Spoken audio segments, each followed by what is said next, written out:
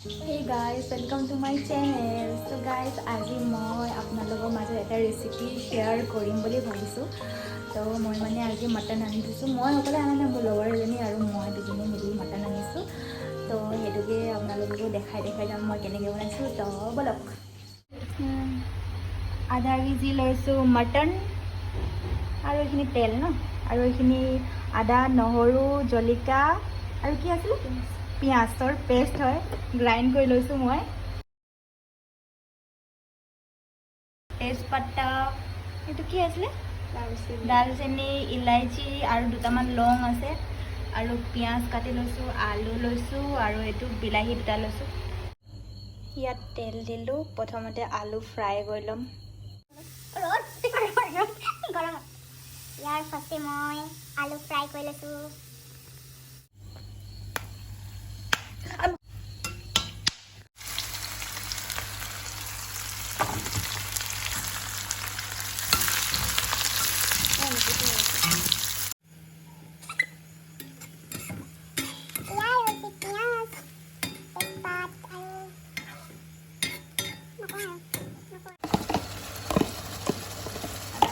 পেস্টটো ঢালি দিলোঁ, পিঁয়াজ আদা নহৰু জলকীয়া পিঁয়াজ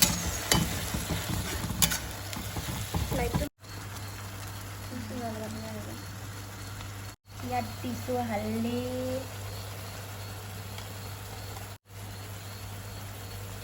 तो कश्मीरी मिर्च, कलर वाला मिर्च दिसो अलग, जीरा दिलो 2 চামুচ, जीरा है और धनिया पाउडर,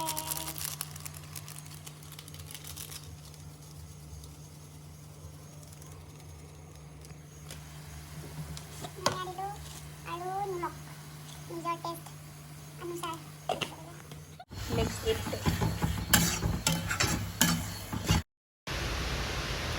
অলপ পানী দি দিছোঁ। ইয়াত মছলাখিনি অলপ গ্ৰেভি কৰি পিনি মানে ভালকৈ ফ্ৰাই কৰিম মছলাখিনি, তো অকণমান পানী দিছোঁ।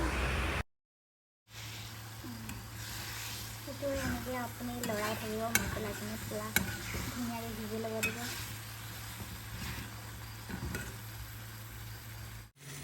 এতিয়া মাংসটো দি দিলোঁ ইয়াত।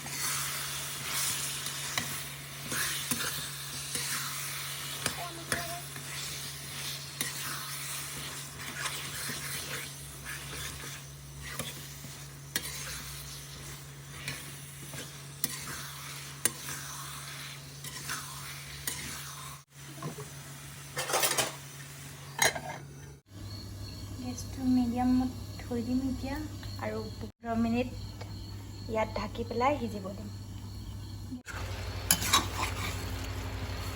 এনেকৈ মাজে মাজে লৰাই থাকিব লাগিব। অলপ জালুকৰ গুড়া দি দিছোঁ, টেষ্টটো ধুনীয়া আহিব তেতিয়া। কি মজা।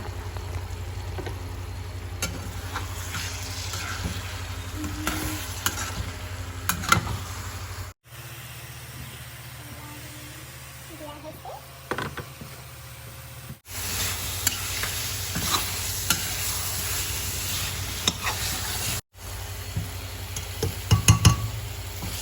এতিয়া চিটি মৰাই ল'ম পূৰা, তেতিয়া মাংসটো পূৰা কোমল হৈ যাব।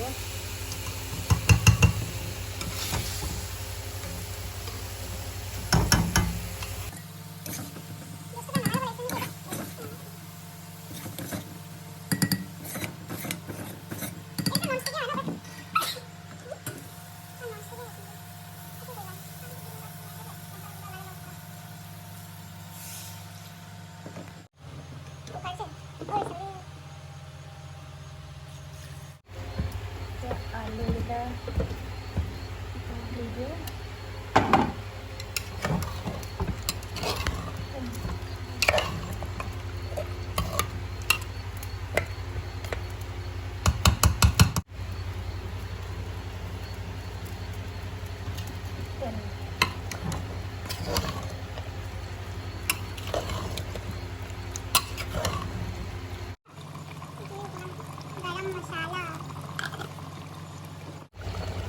পানী অলপ দি দিছোঁ নিজৰ টেষ্টৰ মানে কিমান ঝোল কৰে আৰু আপুনি কিমান গ্ৰেভিটো ডাঠ কৰে পাতলা কৰে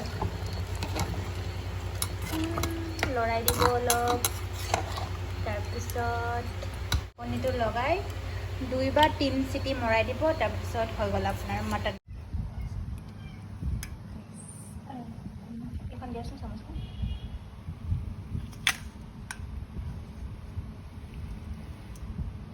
তো এনেকুৱা হৈছে আমাৰ মটন তো গাইজ ইয়াৰে আছিলে মোৰ মটন ৰেচিপি কেনেকৈ বনালোঁ সকলোবোৰ দেখালোঁ যদি ভাল লাগিলে চাই তেতিয়াহ'লে আপোনালোকেও ট্ৰাই কৰিব ঘৰত